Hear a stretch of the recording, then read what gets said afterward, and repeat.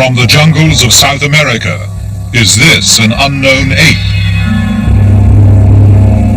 In the forests of the Congo, how huge was this snake which rose up and menaced a helicopter? In Mozambique, could this be an unknown species of big cat? In the Pacific, did this man see the legendary dragon of New Guinea? Did the mammoth and the supposedly extinct creatures of the Ice Age really all die out? Mysteries from the Files of Arthur C. Clarke, author of 2001 and inventor of the communications satellite. Now in Sri Lanka, after a lifetime of science, space, and writing, he contemplates the mysteries of this and other worlds. Even in this small island, there are reports of strange animals not yet positively identified. The horned jackal and the devil bird with its hideous strangled shriek. Yet this jungle, even though it stretches as far as the eye can see, is nothing compared with the forests which cover much of Africa and South America. There's room for a whole zoo full of unknown animals there. And looking at this, I'm reminded of a riddle posed by an old philosopher. What is the most cunning of all the animals?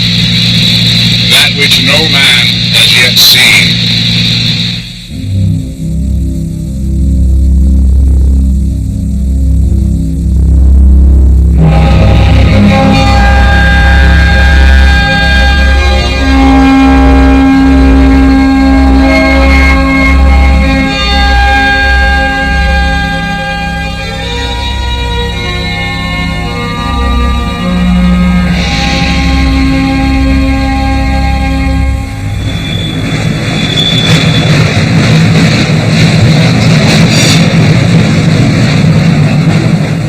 In downtown Chicago, the university's professor of biology on a shopping expedition.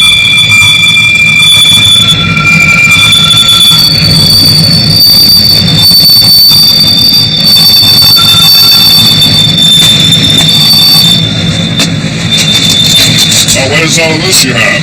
Well, a jungle machete, a jungle hammock, some medical supplies for the tropics, and a backpack. Where are you off to with it? Well, you may not believe this, we're off to Africa to look for dinosaurs. For it's in the Congo that Professor Roy Mackle and his colleague, explorer James Powell, really believe, from many reports, that there may exist a living dinosaur, or something like it. The animal is described as being as big as an elephant, or at least as big as a hippopotamus. It has a long head and neck and a long tail. It has feet that are like a hippopotamus, but it has 3 claws on each of these feet.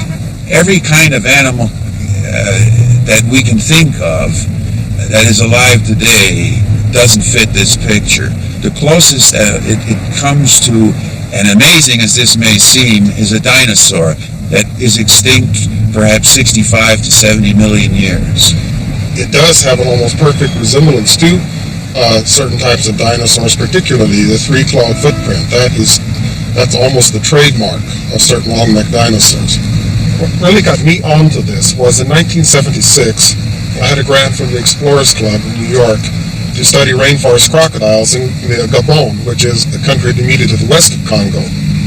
And since I had read about these reports, I decided to see if I could come across any similar information.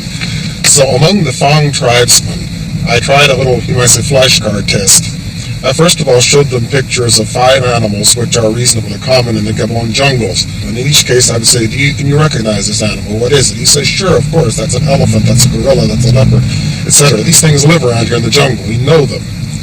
Then just as a control test, I showed him a picture of a bear. Now there are no bear in Africa so far as we know. And I said, do you know that animal? He said, no, we've never seen this. That animal will not live around here. Then, just matter-of-factly, I showed him this. It's a picture of a diplodocus from the children's book on dinosaurs. I said, do you know that animal? And in several different villages, representing at least 2 different cultural groups, I would get consistent answers. Yes, that's the Nyamala. We know that animal. It lives back in the deep lakes, deep in the jungles. Well, the evidence is strong enough that there seems to be some strange animal in this Congo, and if it's a dinosaur, it would be interesting enough for us to leave Chicago, the bright lights, the ghost of Mayor Daley, and go to the Congo. Thus inspired, Chicago's Congo Expedition 1980 equips itself for the unknown. Well, since the hammock works, James, I think I'll try on this mosquito hat.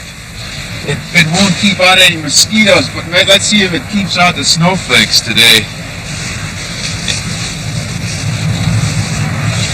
Well, that is right. We're even original. It feels warmer already. I don't feel any snowflakes, so it must work on mosquitoes, too. Somehow it doesn't look like the picture, does it? Well, that may sound a little crazy, and later we'll see what happened to them. But remember that until quite recently, people refused to believe in the mountain gorilla, the okapi, the Komodo dragon. They were all discovered in this century. Even the panda's a recent arrival. It was literally pandemonium when San Francisco gave an all-American welcome to a real VIP, a very important panda. Baby Sulian is the first giant panda to be brought to captivity. Our nice tea time with Mrs. Ruth Harkness. During a grueling expedition in China, she found Sulian crying in a hollow tree. But ever seen a happier panda than this? The okapi was dismissed as a fantasy of the pygmies, the mountain gorilla too, until the first specimens were killed. Who would believe the current stories of a saber-toothed killer loose even now in the Australian bush if we didn't have evidence on film that the ferocious Tasmanian tiger, this is the last one known, was still alive in Hobart Zoo in 1933. Snakes that can swallow a donkey look like Swiss Family Robinson fiction, except we do have eyewitnesses and even photographs. This giant anaconda was killed on the Amazon. According to a Rio paper, it was 130 feet long. This one was dispatched on the banks of the Mogiachu River in the interior of Brazil. When this snake, allegedly 115 feet in length, emerged from the river Oyapock, the militia were called out to machine gun it. But it was in Africa, the Congo, that an undoubtedly monstrous specimen appeared to confront this Belgian helicopter pilot Remy van Leerde as he returned from a mission in 1959. So as we had a camera on board, I decided to make several passes over the hole where the snake was in able to let the men take a picture of it. And I made certainly between 4 and 6 passes right over the hole where the snake was in. By then I was already flying for 25 years, so I have a very good experience of measuring things. And I would say the snake I saw there was close to 50 foot. Close to 50 feet. I don't know, you say 50 foot or 50 feet, but very close to, certainly. And it was moving inside the hole and looking very dark green, deep green, brown, with his belly white. Now when I came down on that snake in his hole, and I would say at about 25-30 foot up, the snake raised up by about, I would say, 10 foot. And I could very clearly, closely see the head, which was looking, and I could not make a better comparison, with a very large horse, with big, very, very big jaws, looking triangular. And you're just standing up like there to me, and I feel and I'm convinced if I had been in its range, it would have struck at me, it would have been striking me. And yet, I would say it was certainly at least on the very 2 foot wide and 3 foot long. It could have easily eaten up a man. This is one of those rare cases where we have an expert witness and an excellent photograph. Analysis of the ground features suggests that this animal was indeed at least 40 feet long. So monstrous snakes do exist. On the other hand, there's been a reward out for at least 60 years, initiated by Theodore Roosevelt, now worth $15,000, for any snake over 30 feet long, and no one has yet claimed it. Another controversial animal, for which an excellent photograph exists, is Lois's monkey. It was 1920 when from the Maracaibo jungle of Venezuela, these four gaunt and desperate figures emerged, the last remnants of a 20-strong expedition of Europeans who set off up the Rio Catatumbo 3 years before. All the rest had died, victims of fever or of the poisoned arrows of the Motilone Indians. But one of them, geologist Dr. Francis de Lois, still had with him one extraordinary picture, which was to divide the zoological world for 50 years. Could it really be an unknown ape? Yes, said Georges Montandon, France's most eminent zoologist. And he christened it Amer Anthropoidus loisi, Lois's ape, though no ape had ever been known in America. But his deadly rival across the Channel, Sir Arthur Keith, Fellow of the Royal Society, denounced the whole thing as a fraud or a nonsense. With academic scorn, he quoted de Lois's own account in the Illustrated London News, telling of two creatures which had attacked de Lois's party by the unorthodox means of defecating into their hands and throwing their droppings at the foe. The creature was merely a South American spider monkey, said Sir Arthur, with the tail either cut off or hidden. Dr. Montandon was not to be intimidated. He got his cousin, who worked for Standard Oil in Tulsa, Oklahoma, to send him a standard petrol tin packing case, as seen in the original photograph. Upon this, Montandon placed first a standard spider monkey, and then a standard Frenchman. Comparisons seem to make Lois's ape well over 4 feet tall. For Montandon, it was convincing proof. Since that day, no further evidence of a great ape has emerged from South America to vindicate Dr. Montandon or destroy theories of a hoax. But the question remains. Why should a Swiss geologist, not much interested in zoology, his companions dying or being murdered all around him, be bothered to fake a picture? For that reason, if for no other, Lois's ape remains a mystery.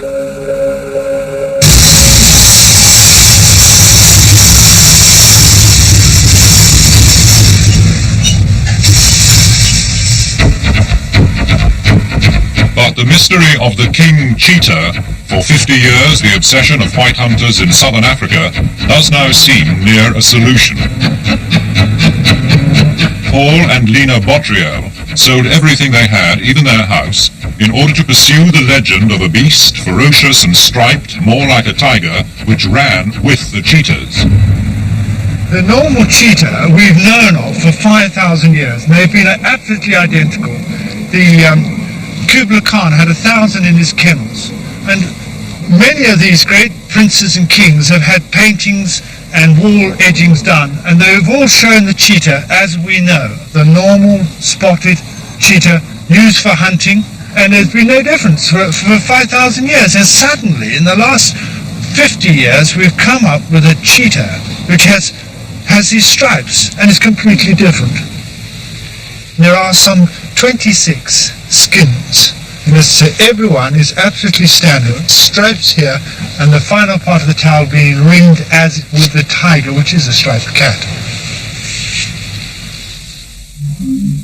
The Bottriels hired a balloon to search silently over the bush, until on the Mozambique border they cornered their prey. And it was finally in Kruger Park that we found a live king cheetah that had been there for a number of years, and no one had really known about it. Photographed it and filmed it. This is the only known film of the striped king cheetah, running here with ordinary spotted cheetahs.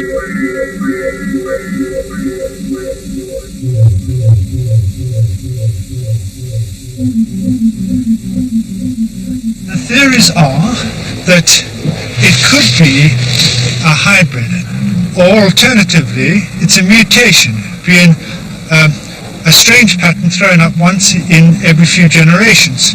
or thirdly, the species, which in fact is avoided man and is living in the area of Rhodesia, Mozambique, South Africa, Mozambique.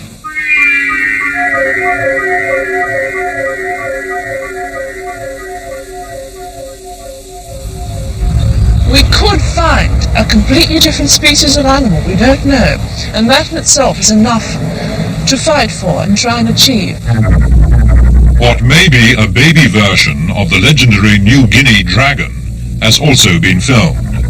It is said to kill dogs and wallabies and to grow to 20, 30, even 40 feet.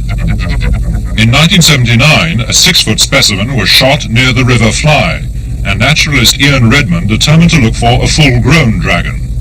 We were staking out water holes because the lizard has to come for water every day, and some of the water holes are in a creek bed, so you're below the level of the forest floor in a creek bed by a pool.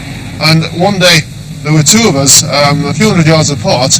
I was sitting by one pool, another chap by another pool, and I'd been sitting there for several hours, nothing happening. It was about 10 o'clock in the morning, and I heard these footsteps. It's a forest floor, so there's lots of dry leaves on the floor. This is quiet, softly scrunching of dry leaves. Now, if you hear a lizard moving through the forest, it's a scurrying sound. It doesn't sound like footsteps, and I thought it must be either the other chap coming over, whether he was playing about and trying to sneak up on me. I didn't know, but it sounded very stealthy. So I'm sitting down there, and I hear this coming up behind me, and obviously you decide at some point you've got to have a look. So as they were getting closer, I thought, well, person or animal, I'm going to see what it is. And I slowly sat up and looked around, and about 10 feet away, my eyes were about on the level of the bank, about 10 feet away there was a log, and just over the log was this great lizard head. Now I couldn't see the whole body, but I could see that the head and shoulders were a lot bigger than the one which had been shot. So I went down to my camera again, and as I went down to get my camera, the lizard moved away. But the hunt for another of the world's tantalizing missing creatures has help from all the latest gear that Japanese technology can muster. These Japanese are in Fjordland, in the far southwest of New Zealand, looking for the largest bird that ever lived, the 12-foot-high moa.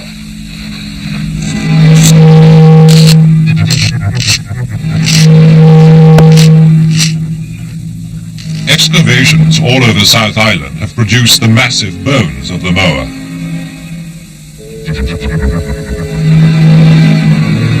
Flocks of their skeletons dominate New Zealand's museums.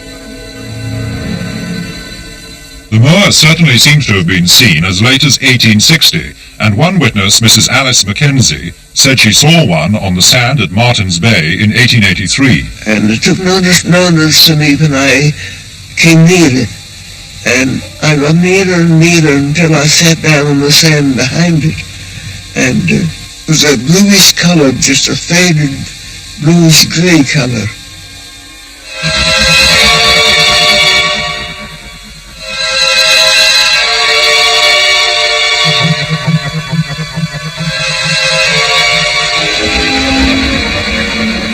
From the structure of the neck and head bones, and with the help of a computer, the Japanese have ingeniously constructed what they believe may have been the call of the moa.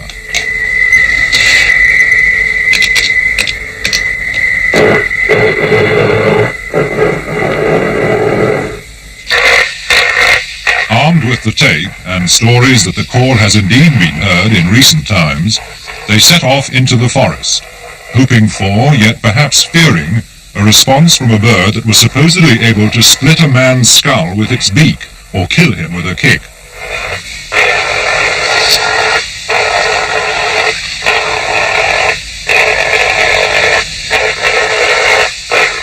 Sadly, there was no reply.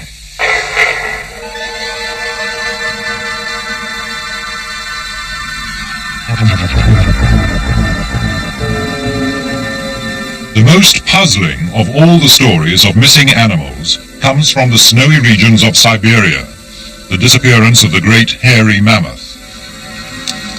Professor Vereshchagin has been on the trail of the Siberian mammoth for 40 years.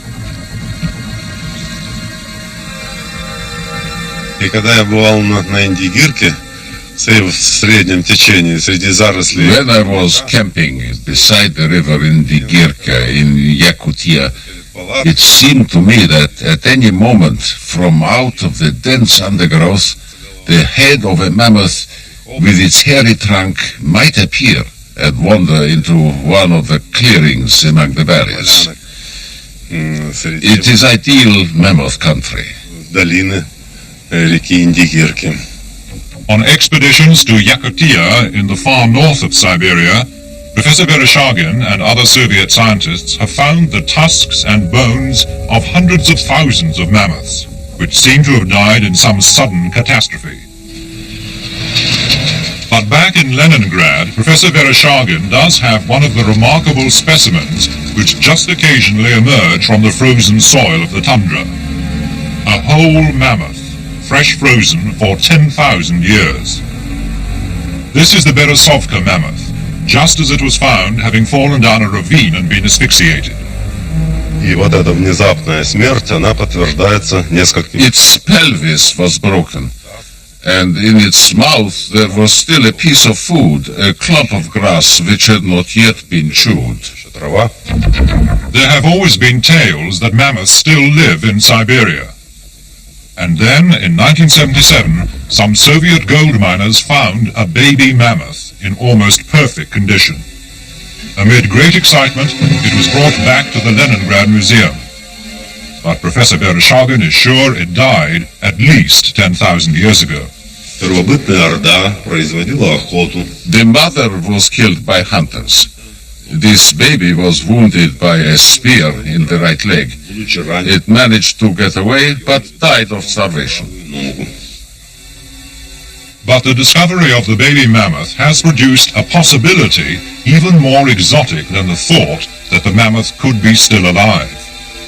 Next time a mammoth is found, Russian scientists are going to take some of its frozen body cells and try to clone it.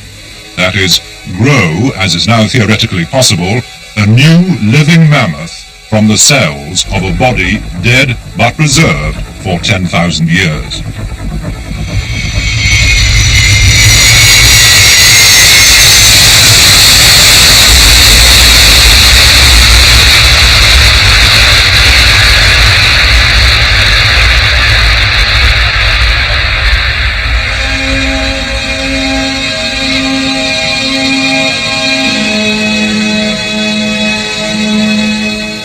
Meanwhile, in the winter gloom of Kennedy Airport, the two intrepid dinosaur hunters return from their quest in the Congo. This expedition into the Congo was the most difficult thing that we've ever done, but it was well worth it. It was both the best and the worst that I've been on. In the sense, it was the worst in terms of the difficulties encountered, but it's the most exciting in the results of any of the African things I've been on. I remember walking through muck, slipping into slime up to my ankles, up to my waist at times. I remember the complete exhaustion every half an hour, and you couldn't get another breath of fresh air, you couldn't take another step. We were looking for eyewitness observers, and we gradually began to zero in on the geographical part of this area where eyewitness observers were concentrated. And using that technique, we were able to come to the center of the reports, to a place where actually the animals are alleged to be. They told us about how, about 1959, 3 of these animals, possibly 2, had been coming into Lac Teli, and this had disturbed the fishing of the pygmies. So the pygmies decided they're going to stop this and started to drive stakes in across the opening into the lake. This prevented the animals from coming in, but one was, while it was attempting to get through the stakes, was speared by the pygmies. They proceeded to kill the animal and cut it up into slices. The report from the observer was that it took forever because of the long tail and the long neck. They described it as being about 30 feet long, with a head and neck 2 to 3 meters long, some 6 to 9 feet, looking much like a large snake, but attached to a thick body. What was maddening about it was that at Adipena, we were, I would say, about 25 airline miles from Lac Teli, which is one of the places where the conceivably still be living specimens of this creature.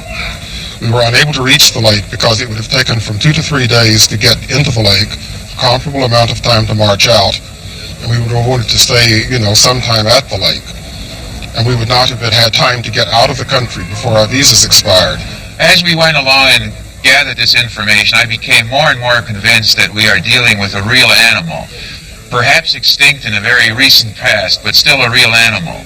Yet if we believe what the Congolese and the Pygmies told us, the animals are still alive today in certain parts of the Bai River, which is a tributary of the Likwala, perhaps even in the Likwala and perhaps Lake Teli. We conclude that there is indeed a real animal and that this animal is a species which is unknown to science in a living form. So this case remains not proven. But if our exhausted heroes had been able to get their visas extended, they might have found what they were looking for.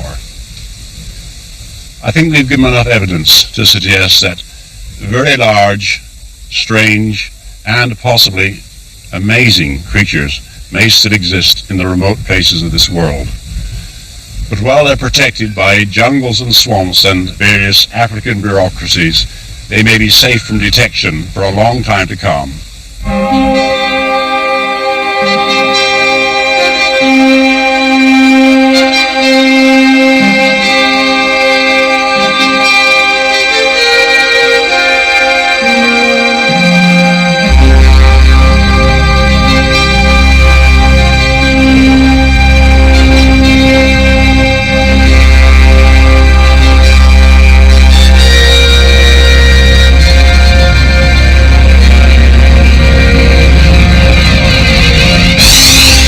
Next week, the star of Bethlehem and the canals of Mars.